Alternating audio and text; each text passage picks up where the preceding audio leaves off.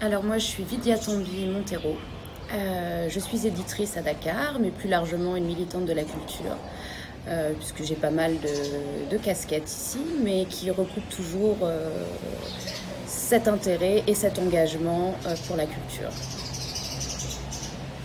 Donc les éditions Vive Voix ont été créées en fin 2009 à la suite d'une rencontre, d'une vraie rencontre entre Madame Sall, d'abord, Madame Gaëlle Samsal, qui est donc la directrice de la maison d'édition, du professeur Oumar Ndao, feu professeur Oumar Ndao, et de moi-même, qui est d'abord une rencontre amicale, d'amour, on peut dire ça comme ça. Et toutes ces personnes avec qui nous avons partagé ce rêve de créer cette maison d'édition pour travailler à la valorisation du patrimoine sénégalais et plus largement africain, du patrimoine matériel mais aussi immatériel. Et nous avons démarré avec cette très belle publication qui est Le Dakar et moi, dont le professeur Oumar Ndao était effectivement le directeur littéraire. Et qui a amené tous les autres livres qui ont suivi depuis. C'était vraiment une aventure de passion. Moi, c'est mon métier, j'ai fait toute ma formation dans l'édition. Mais c'est évidemment une activité qui n'est pas forcément très rémunératrice dans nos environnements, mais que nous poursuivons avec beaucoup de passion, beaucoup d'engagement. Et nous sommes très fiers des réalisations que nous avons pu faire jusqu'à maintenant, et d'avoir travaillé avec toutes ces personnes, puisque tous les projets que porte Vive Voix sont des projets collaboratifs, où nous essayons de faire vraiment intervenir plusieurs personnes, plusieurs disciplines aussi. Et nous commençons à aller aussi un petit peu plus loin, puisque nous travaillons aujourd'hui sur vraiment du projet multimédia pour aller un petit peu au-delà de l'édition papier. Je pense que le marché de l'édition au Sénégal, plus largement en Afrique, est handicapé par un certain nombre de choses. Et effectivement, les acteurs qui évoluent sont obligés de faire face à ces difficultés.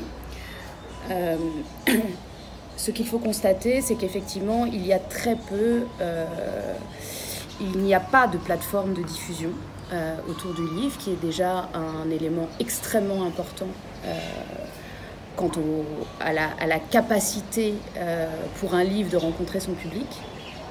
Il faut comprendre de façon assez technique et schématisée que 50% du prix de votre livre sont consacrés à la diffusion et à la distribution.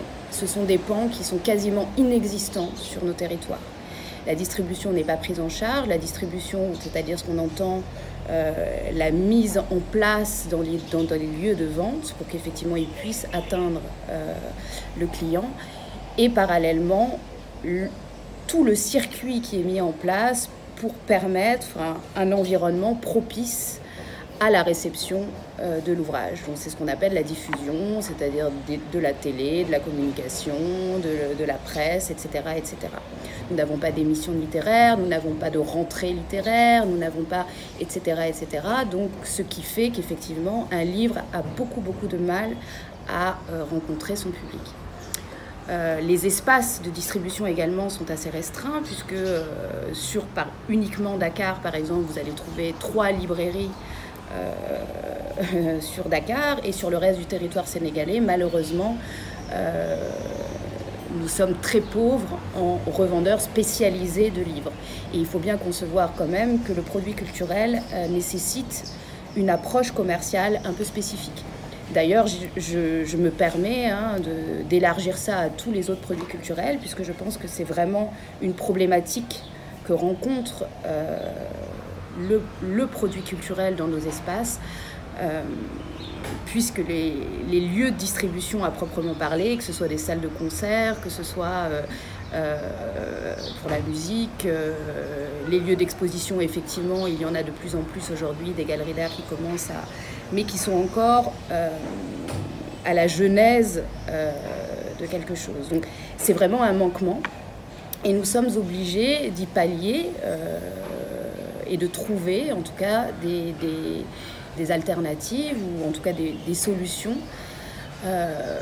pour essayer de faire rencontrer le livre avec son public et de susciter cet intérêt. Donc évidemment, le digital permet un certain nombre de choses et moi je suis une convaincue du livre, c'est-à-dire que je ne pense pas du tout que le livre disparaisse au profit d'une consommation de contenu sur le digital. Je pense que c'est vraiment c'est complémentaire.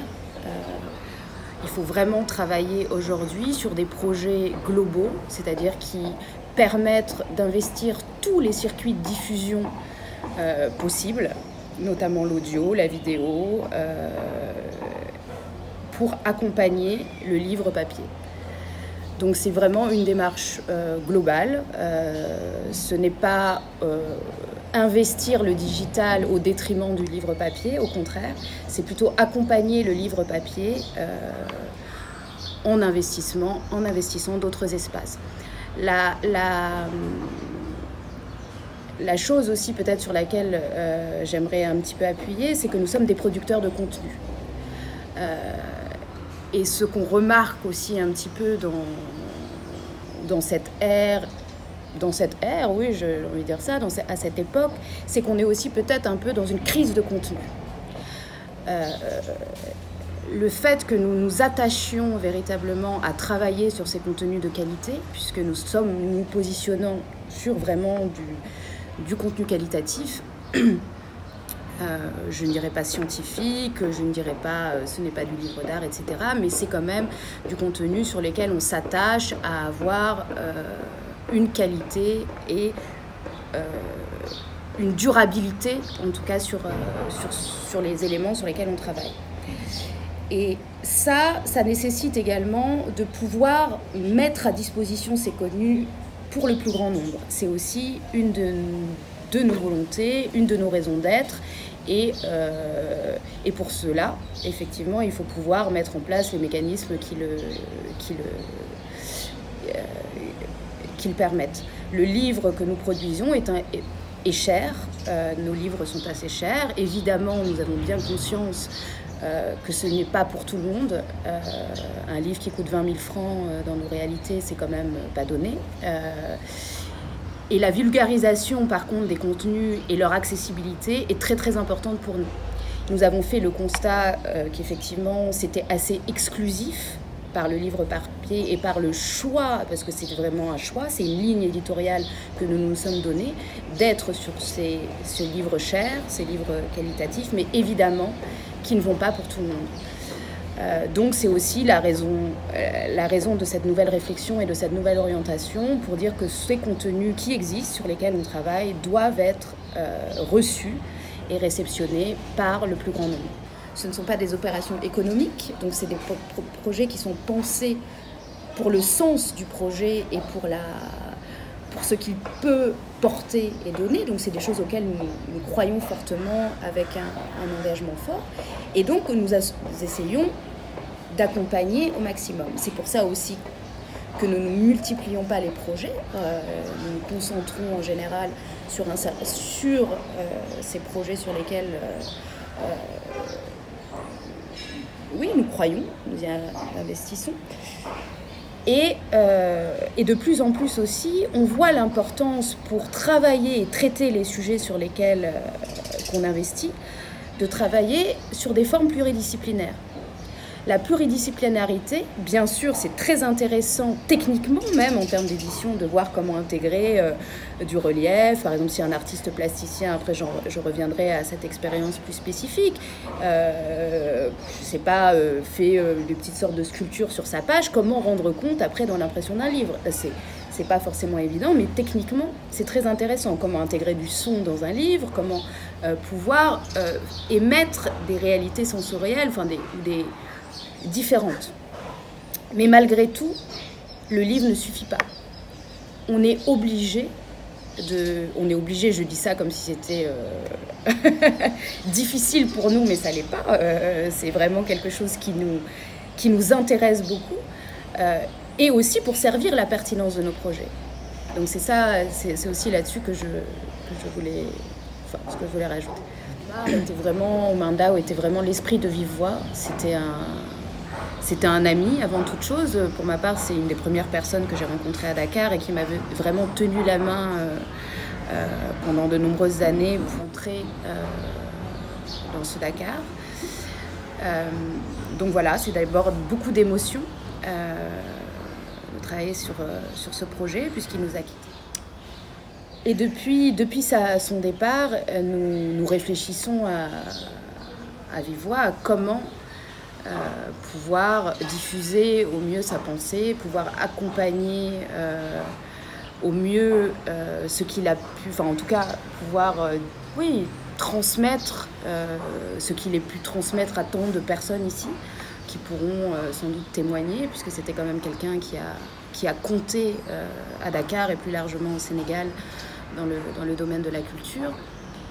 Et que cet esprit puisse continuer à accompagner tant les gens qui sont là, mais ceux qui viendront après, puisqu'il nous semblait... c'était une personne extrêmement riche, extrêmement généreuse, extrêmement visionnaire sur plein de choses, avec une émotion et une sensibilité qui lui permettait de décrypter et de voir certaines choses qui parfois sont un petit peu difficiles à appréhender. Donc l'idée était après pas mal de réflexions et tout ça, à savoir comment nous allions diffuser ses textes, diffuser sa pensée, parce qu'il a fait beaucoup de choses. C'était un dramaturge d'abord, il a écrit beaucoup de pièces de théâtre, mais il a aussi écrit ses chroniques qu'il publiait à l'époque dans un journal en ligne qui s'appelait Wouti, qui animait de réflexion le tout Dakar à ce moment-là, et qu'il avait également publié dans quelques journaux de la place. Et c'était des chroniques. Ce genre littéraire est d'ailleurs extrêmement intéressant puisqu'il est au croisement du journalisme, des sujets de société, un petit peu de l'essai, sujet de société, mais aussi du roman, de l'anecdote, puisqu'il y a beaucoup de l'auteur. C'est vraiment l'auteur qui parle et c'est ses partis pris, c'est son avis, et c'est en ça que c'est pas forcément très discutable. Ce ne sont pas des choses qui sont posées comme dans un essai avec une forme d'universalité et tout. Non, c'est vraiment une perception et c'est ça qui était intéressant. Vive Voix avait aussi de plus en plus envie de traiter de sujets de société, puisqu'on remarque quand même qu'il y a peu d'espace pour cela et il nous semble que c'est quand même un manque. Et ces textes donc, qui ont été écrits il y a 30 ans, publiés il y a 30 ans, nous paraissaient extrêmement pertinents à publier aujourd'hui. Puisque ces textes, vous les découvrirez, sont assez visionnaires sur beaucoup de choses. C'est-à-dire que Oumar sentait déjà à ce moment-là beaucoup de choses qui nous arrivent aujourd'hui. Nous parle de sujets bien sénégalais comme il savait le faire, avec toute sa tendresse et son esprit critique. Et donc, nous avons réfléchi à comment le faire rentrer en conversation avec des artistes actuels. Au départ, j'avais pensé à travailler uniquement avec des artistes urbains. Et c'est vraiment l'accompagnement de la directrice artistique Jenny Gatien, avec laquelle nous avons vraiment travaillé en étroite collaboration, qui a amené cette dimension supplémentaire avec des artistes plasticiens. Nous avons pensé que ce serait intéressant, effectivement, de croiser les disciplines, de croiser ces espaces-temps, en fait, sur un territoire.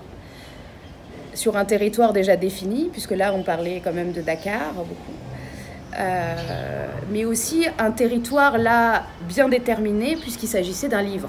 Et donc, les artistes plasticiens qui, en général, ont une capacité d'intervention sur des grandes toiles ou sur des choses un petit peu plus importantes, les faire intervenir sur une feuille de papier, au regard de texte, était extrêmement intéressant pour eux, mais pour nous aussi, dans la démarche. Donc comment nous avons été choisir ces artistes, l'œil très averti de Jenny nous a beaucoup orientés vers le choix d'artistes. Et c'est en rentrant en collaboration aussi avec Tram que nous avons fait, donc l'agence artistique Tram, que nous avons fait cette sélection d'artistes. Bon, ce sont pour quelques-uns des gens que nous connaissions déjà, qui connaissaient Oumar, mais pour d'autres pas du tout. Et bizarrement, c'est ce qu'ils racontent tous, c'est que les textes les ont choisis. Ils ont tous été très enthousiastes au départ de ce projet. Et je me souviens de ce jour où on a fait une lecture des textes ensemble, et vraiment chacun avait choisi déjà ses textes. Et comme ils disent eux-mêmes, c'est comme si oui, il y avait eu un écho, c'était déjà des sujets sur lesquels ils travaillaient, ou c'était bon. Et c'était assez étonnant cette rencontre entre finalement Oumar et ses artistes, parce que c'est vraiment aussi ce qu'il raconte mieux que moi, hein, les artistes que vous pourrez voir dans le documentaire. Mais comment se laisser guider par des mots, ces rencontres, finalement cette musicalité, cette sensibilité peut croiser d'autres sensibilités et avoir, faire une véritable conversation. Et c'est ce qu'on a voulu vraiment rendre compte dans ce livre. Et je crois que c'est une assez belle réussite. Nous avons donc travaillé avec 5 artistes plasticiens qui ne sont pas de petits artistes. Et oui, l'expérience a été très très riche du début à la fin du projet. Satan. Alors effectivement, ce projet a été aussi l'occasion pour nous de tester ces nouvelles orientations dont je vous parlais tout à l'heure, notamment avec la refonte de notre site internet qui a vocation effectivement de pouvoir diffuser ces contenus connexes que nous produisions au livre. Et nous avons donc produit dans le cadre de ce projet des podcasts en collaboration avec le collectif Mémoire Sonore. Le son est un médium qui nous intéresse beaucoup pour plein de choses, déjà parce qu'il laisse de la place au texte, mais aussi beaucoup à l'image. Et c'était une expérience formidable. Je remercie encore le collectif Mémoire Sonore, Laetitia Koslova qui est à la tête, et tous ces étudiants du CESTI qui ont bien voulu travailler à la mise en son de ces chroniques, parce qu'il s'agit vraiment de ça, c'est-à-dire comment ils ont réussi à rendre compte, à illustrer de manière sonore ces textes.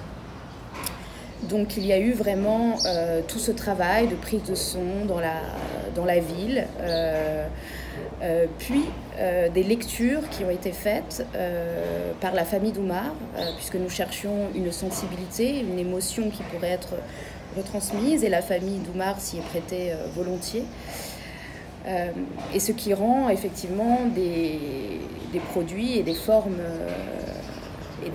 et un compte-rendu de ces textes très différents que par le vecteur livre. Nous avons donc pu produire trois podcasts. Je remercie, c'est l'occasion pour moi de remercier Eunic, grâce à qui nous avons réussi, nous avons pu produire ces éléments.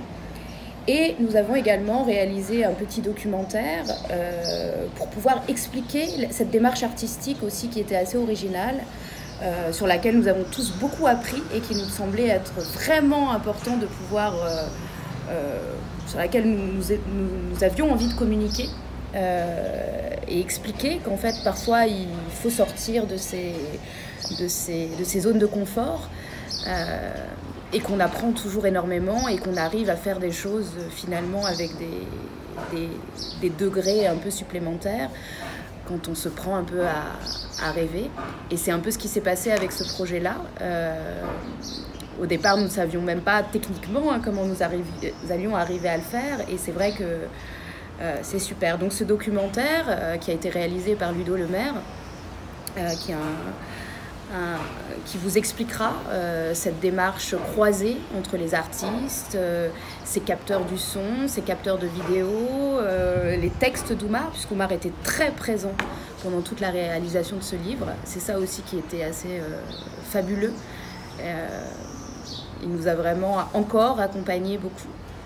Et la collaboration avec Tram, qui a été aussi très enrichissante. Et voilà, que je vous invite donc à regarder. C'était le début aussi d'une aventure qui va se poursuivre, puisqu'effectivement c'est le premier tome d'une série de 3 tomes. Oumar avait écrit 90 textes. La conception éditoriale de ce projet est une balade, où on s'engouffre de petit à petit, un peu plus dans les réalités et les cultures sénégalaises. C'était l'idée aussi de cette série. C'était que le premier tome soit quand même relativement souple, vous amène doucement dans nos réalités. Le deuxième le sera peut-être un peu plus... vous mettra déjà un peu plus dans le bain. Et le troisième, je crois que vous y serez vraiment plongé. Et donc voilà, le deuxième est en cours de réalisation. Et je ne vous en dis pas plus parce qu'il y aura des surprises.